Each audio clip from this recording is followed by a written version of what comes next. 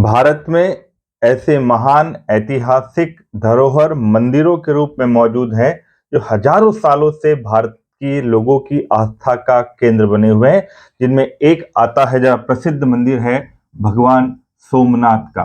सोमनाथ का मंदिर जो है वो गुजरात के सौराष्ट्र में समुद्र के किनारे है। ये एक ऐसा मंदिर है जिस पर कई दफा विदेशी आक्रांताओं के आक्रमण हुए, मगर इसकी आस्था की जड़ें इतनी गहरी थी कि वो तोड़ते गए और फिर हम लोग उसको फिर से भव्य बनाते चले गए।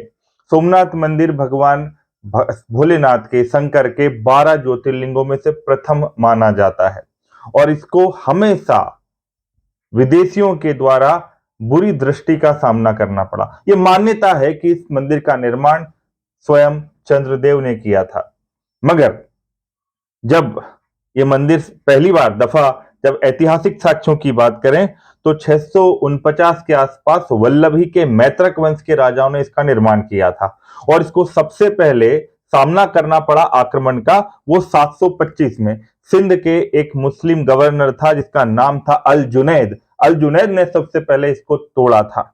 उसके बाद में फिर से इसको 815 में जो प्रतिहार शासक थे नागभट्ट सेकंड, उन्होंने इसका निर्माण कराया, इसको एक भव्य रूप दिया। फिर यह आस्था का केंद्र लोगों का था और यहां पर चमत्कारिक शिवलिंग मौजूद था।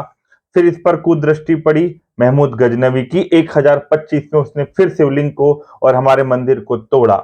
उसके बाद में उस समय पर जो खास तौर पे हमारे भीमदेव प्रथम जो चालुक्य वंश के राजा थे और मालवा के राजा भोज, इन्होंने मिलकर फिर से इसको एक भव्य रूप दिया गया, फिर से इसका निर्माण किया गया।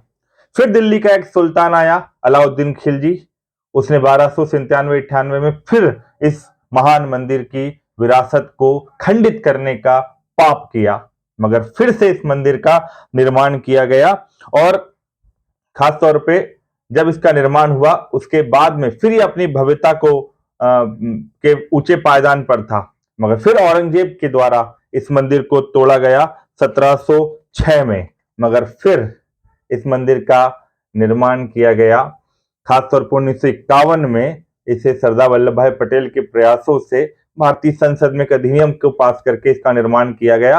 ये चालुक्य शैली का मंदिर है और लाखों करोड़ों लोगों की आस्था का प्रतीक है और ये चिरस्थायी काल से है और चिरस्थायी काल तक रहेगा।